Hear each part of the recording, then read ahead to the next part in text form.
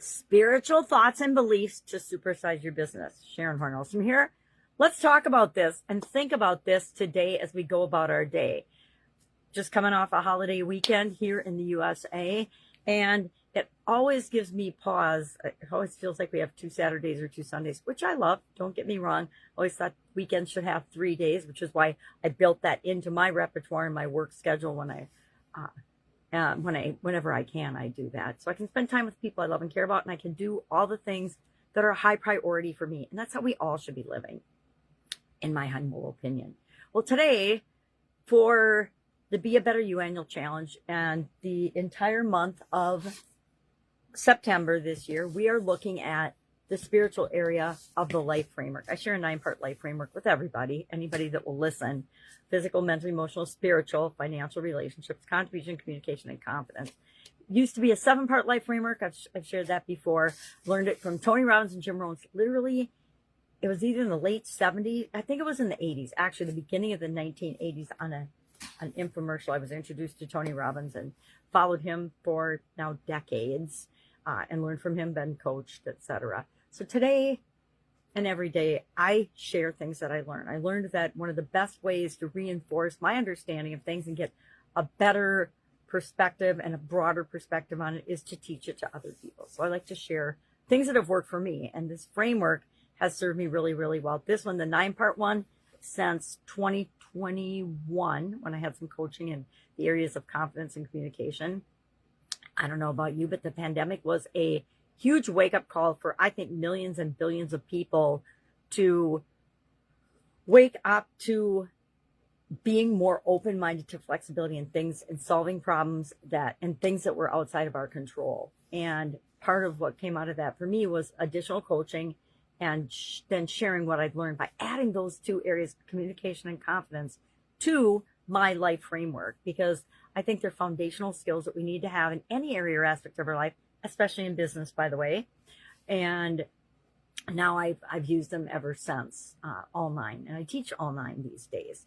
So today, this month, we're focusing on spiritual health and well-being. Well, we talked about yesterday, and I invited you to define what it means for you yesterday, because if you define what it means for you, you can work to define what it means for your organization. And believe it or not, our organizations are living, breathing entities, not exactly like a human being, but sometimes like human beings multiplied by the number of people, or exponentially by the number of people that are involved in helping us grow and build and supersize our business. So today, I invite you, just like I invite the people in the Be a Better You annual challenge, to pay attention to, as you go about your day in your business, to the spiritual related thoughts and beliefs that pop up or that you notice in other people, right? Let's look at an example. Does your business, and this is, to me, is a spiritual thing. If I want my business to make the world a better place by having a positive impact on other people's lives in the world, solving problems for other people, to me, that is a spiritual thought or belief, because all businesses don't believe that.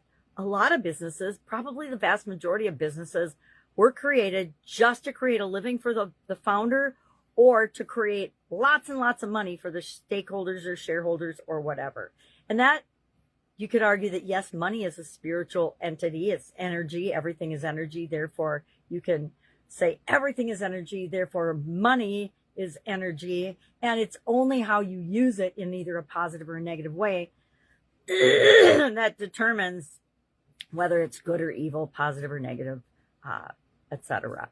So if we think about and notice the things that pop up for us today, that will tell us whether we are growing and building and supersizing our business and making the world a better place, or whether we are not. And I guess I like to only work with people that are wanting to make the world a better place and wanting to have a positive impact on their communities, the people that are a part of their organization, etc. So hopefully I'm talking to you. So today, what are we going to do? We are going to, and you can brainstorm, you can sit down and brainstorm with a group and see what you think the organization's spiritually related thoughts and beliefs are.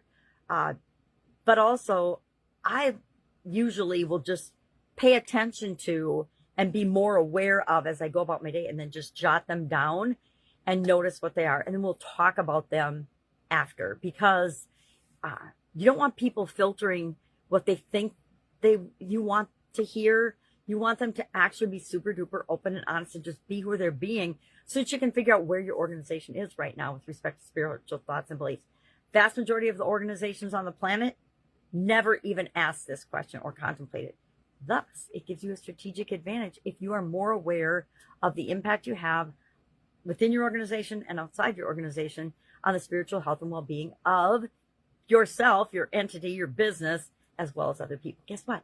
People are attracted to things that are like them. So if you want great customers, spiritual, however you define it, customers, then that's what you'll put out into the world, is good, positive, spiritual energy that makes the world a better place, in my humble opinion again. All right, so that's all I've got today. If I can help you in any way, ask. Otherwise, it's a brand new month. I have to hit the ground running, and I will be with you tomorrow.